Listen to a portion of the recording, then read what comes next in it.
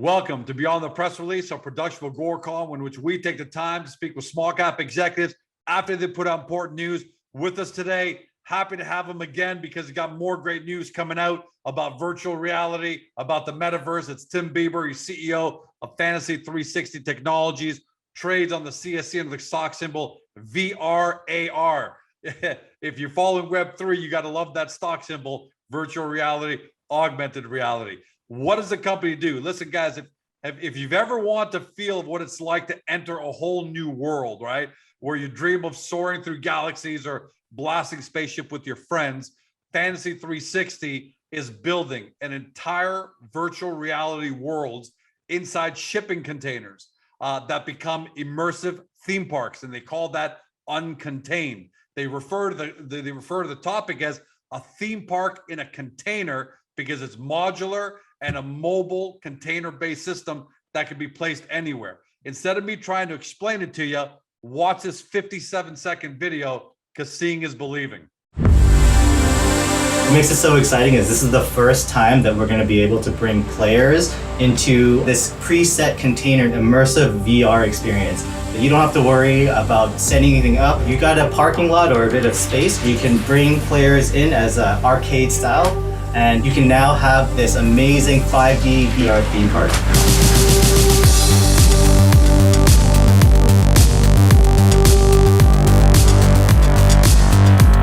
The overview effect is really cool. Like that sucks you right into it. Like, oh, I'm not Kansas anymore. I was actually just looking at all the environment, forgetting what I needed to do at times.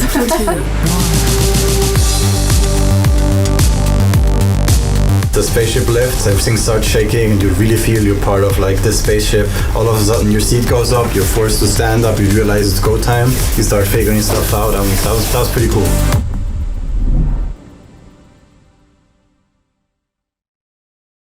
All right, now that you watch that video, you understand my excitement and how real this is, all right? Uncontained offers an immersive virtual reality entertainment experience anywhere in the world because it's a container. More importantly, it can do it at a much lower cost than typical old school large scale attractions that are really expensive and therefore unaffordable. And let's face it, boring due to their static nature, because once you've taken a ride once or twice, what else are you going to do? On the credibility side, more than just lip service, they've got a proven track record with interactive experiences. In the last 4 years before they went public, $5.5 million in revenues from over 60 interactive experiences around the world. Clients included Intel, Capital One, Scotiabank, Snickers, even the US Food and Drug Administration. And last we spoke to Tim, he said there's a flood of orders in construction with first delivery starting here in Q4. Tim, welcome back, my friend. Hey, thanks for having me. It's exciting times for us. Well, your timing couldn't be better because in our first interview, you talked about the fact that said, George, we're creating these great virtual reality experiences, but we're going to be moving all that to the metaverse. And we're going to talk about that in a second. But the press release that you put out was Fantasy 360 announces uncontained hardware and software platforms for building the physical metaverse. So let's talk about that. Before the details, a lot of people talk about metaverse because they're trying to get the buzz. Very few are walking it. After we've seen that demo video, in layman's terms, can you kind of connect how you go from that demo video, that virtual reality, into the metaverse for people? Yeah, so, from the last interview, a lot of your audience is probably wondering what in the world is this metaverse?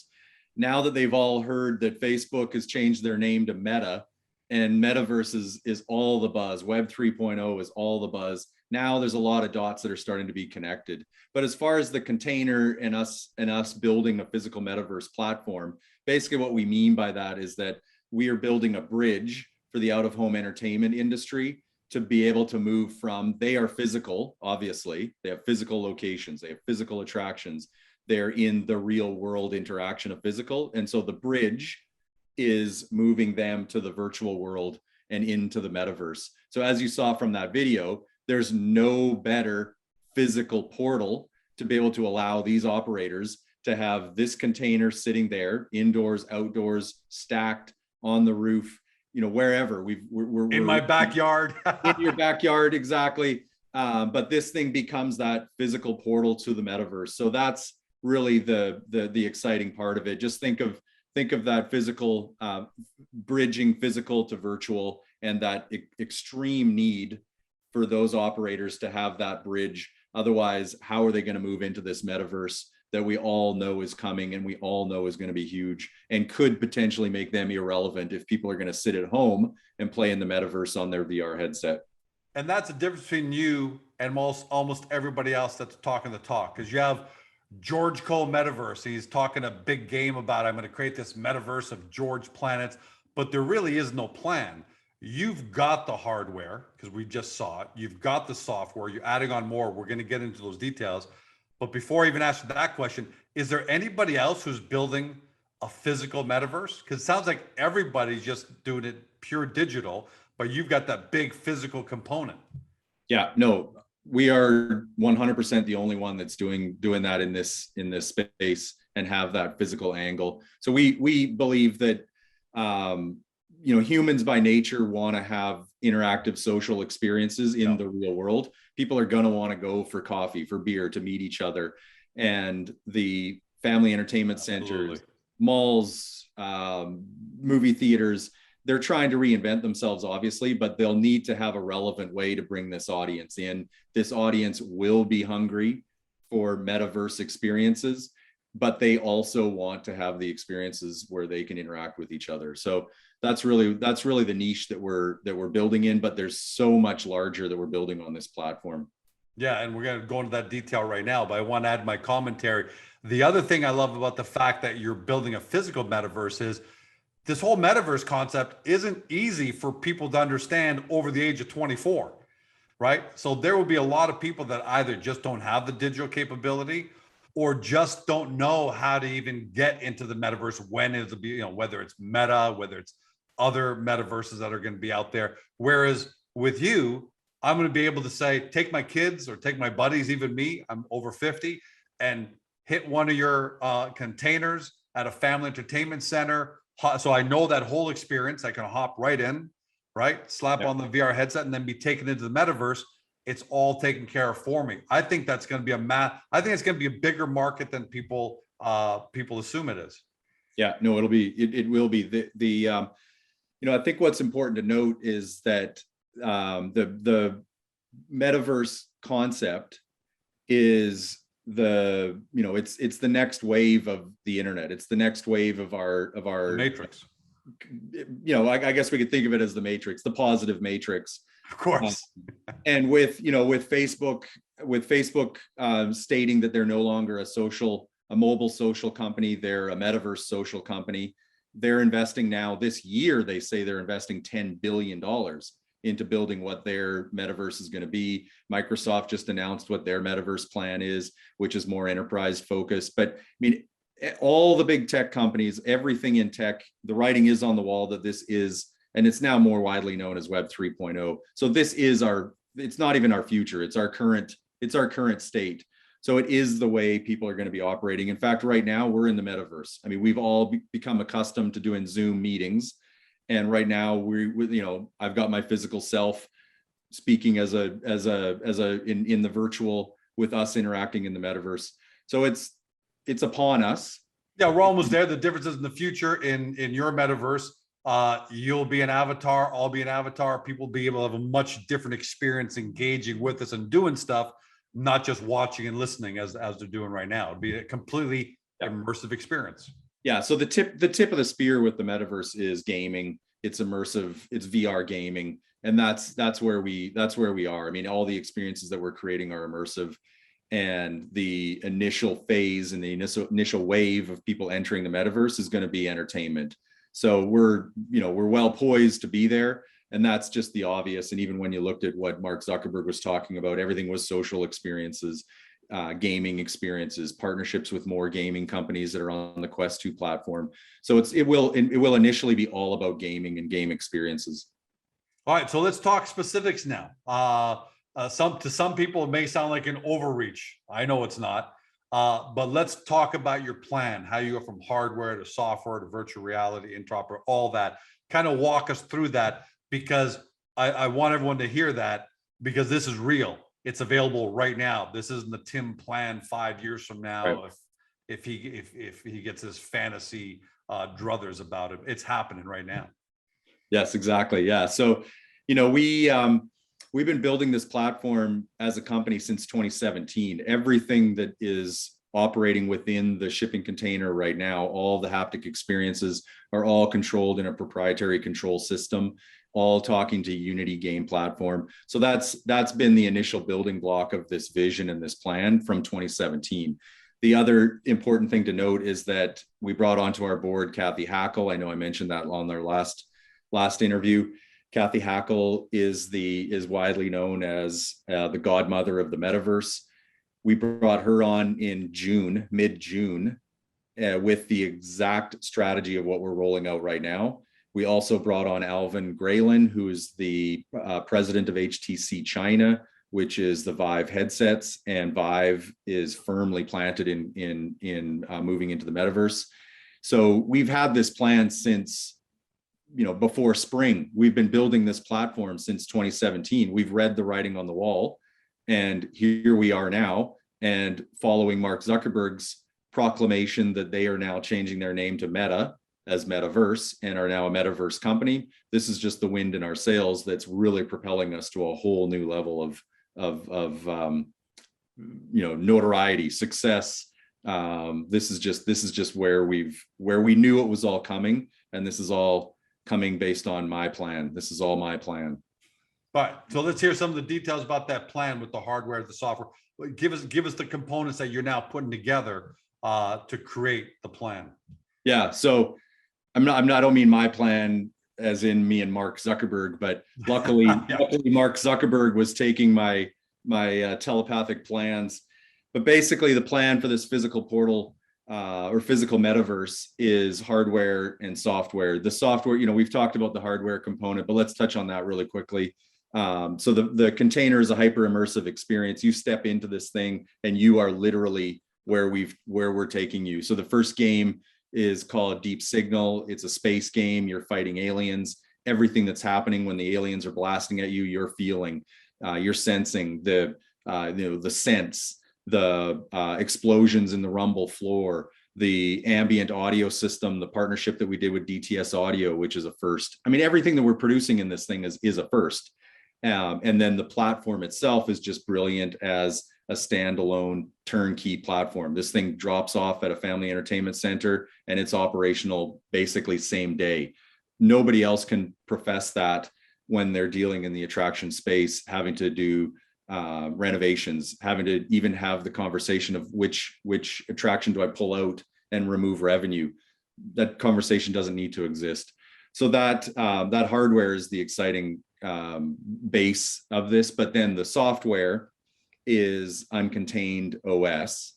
Uncontained OS is the building blocks of an open platform with an open SDK for developers, brands, and other partners to build on the platform. And then Synthesis VR is the key there. So we've got a binding LOI with Synthesis VR that we talked about prior, and they come with 300 locations, 325 games, a platform engine that allows people to already build on that platform and access 300 locations. Yeah, it's 325 developers on board already. So that's kind of what we built back from 2017 with a proprietary software system that allows these hyper immersive experiences.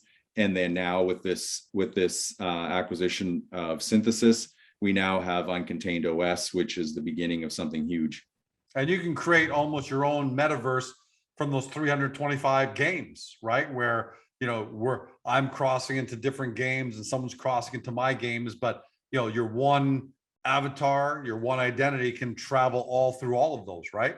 Exactly. Yeah. So 325 games will be available in the container. Not all 325 of those games will be the flagship hyper immersive, taking advantage of all the physical effects. When you reach out and grab the handles and touch the switches, they were originally not developed with that capability in mind, but they can all still be played in the container. So that means day one there's 325 experiences that a single player can move through and an interoperable, interconnected network of locations, of soon to be many containers. That's all happening day one once we put the finishing touches on Synthesis VR acquisition.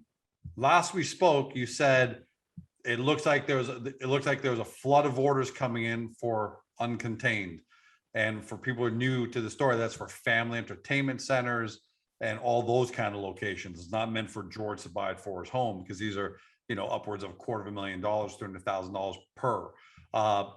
How is interest in uncontained coming since then? Is it picking up? Is it the same? How's it looking? No, yeah, it's picked up. And so we officially launched the container at the Attractions Industry Trade Show. It's a global expo, typically brings out 60,000 global participants. I think this year with COVID, maybe it's 40,000, but we launched that next week. The container is actually on its way down to Orlando. It's in Orlando, Florida every year. So that's where we launch, and that's where we've basically put all of this demand into people coming and experiencing and checking it out. And so that's going to be the big launch. But the interest has been coming in strong, and also from other industries, which is the other aspect of what's really exciting about this, is that building out that platform, we can, the family entertainment center and the entertainment market, out of home entertainment industry, I mean, that's the tip of the iceberg and where this thing can go. Where else can it go? Good question, George. So allowing people to build on this platform, what we're having conversations with other industries. I mean, I don't want to get into details, but what we're envisioning is enterprise, training, military, police, fire, training simulations, corporate trainings. So we've done past work with Intel, for instance, in doing corporate trainings and gamifying really interesting experiences for corporate training. This container drops off in a parking lot. It can be customized very easily to any of these purposes in the enterprise category. So that's where a much bigger opportunity looks like for us. But initially starting in the out of home entertainment industry, that's where we're firmly planted. That's where there's a big opportunity for this as phase one. And I think you said there are over 900 family entertainment centers in North America. Something like, is that number that you gave me last time? Approximately double that. But then the out of home entertainment industry, if you take into account casinos, malls, bowling alleys, and other categories of out of home entertainment, location-based entertainment, there's in the US alone, there's approximately 28,000. So that alone is a huge category, and there is a huge need for that bridge to step into the metaverse. So, but once you look into other categories of business, that's where the opportunity becomes quite lucrative and quite interesting. So Tim, last question. Let me ask you about this big conference in Orlando. What is the anticipation like? I'm assuming you've been talking to potential customers, making appointments for demo meetings and so on and so forth. What's the anticipation like? And what are you hoping to come out of it? Like who's the profile of who's going to be at a conference like this? Yeah, so of potentially, let's say 30 to 40,000 people that are there worldwide, we've already booked a number of meetings with some of the large FEC chains, family entertainment center chains. There's strong interest in checking this thing out, and what most people are very interested in is our leadership position in what is this metaverse? How is this thing going to get me into the metaverse, and how can I become relevant in the metaverse? So that's what people are very interested in hearing, and people are very interested in experiencing this hyper immersive aspect, which is very unique in a standalone platform. Nobody, frankly, in the industry right now has anything to this level of hyper immersion. So there's just a number of there's so many layers of what's so unique about this, which is drawing out a large crowd of people that are very, very interested to see this thing. So we're really excited. It's on its way. It's probably halfway to Orlando. We start setting it up in about 3 days. I leave this weekend. Conference is November 16th to 19th. And we're just really excited for what that's going to produce for us. Well, hopefully you can use the wonders of mobile phones and social media to take some video Yeah. of the conference and seeing, when there's buzz around the container, just see the kind of reactions that are out there. Absolutely. I'll do a video walkthrough. Just follow us on our social. I'm very active on LinkedIn and Twitter. I would follow, and you'll be able to see firsthand how this thing is positioned in the trade show, on the trade show floor, the buzz, the excitement. That'll translate in video that I'll make sure to get on socials. All right, Tim, thanks for joining us again to kind of keep walking us through this amazing path you guys are taking. And more importantly, we wish you a ton of luck and success at the Orlando conference. Come home. Come home, some big wins there, buddy. Yeah, exactly. All right. Thanks for your time, George. No, thank you, Tim. For everybody at home, you've been watching or you've been listening by podcast on Spotify, Google, Apple, your favorite podcast platform, to Tim Bieber. He's CEO at Fantasy 360 Technologies, which, by the way, is a relatively new listing. All right. So that's why not a lot of you are going to know the name, but you're starting to know it. Trades in the stock symbol VRAR. How to do your due diligence? Pretty simple. Step one, get to Agoracom. Take a look at the company's profile page, because we know this is cutting edge technology. The great thing about disruptive tech like this is it's explosive, but on the flip side, it's new. So not everyone understands it. That's what we do for you. We've neatly laid out for you, give you a good 1,000-foot overview.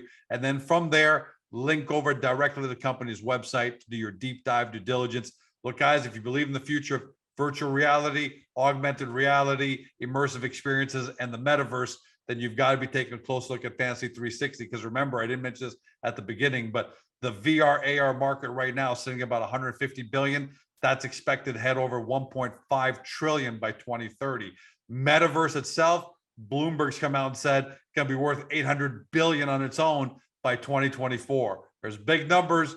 Do your due diligence. Just don't say we didn't tell you so. Thanks for joining us. Have a great day. See you next time. Hey guys, this video is over, but don't forget to help your company by liking it and even leaving a comment below. And then don't forget to help yourself by subscribing to our channel and never missing another great Agoracom small cap video.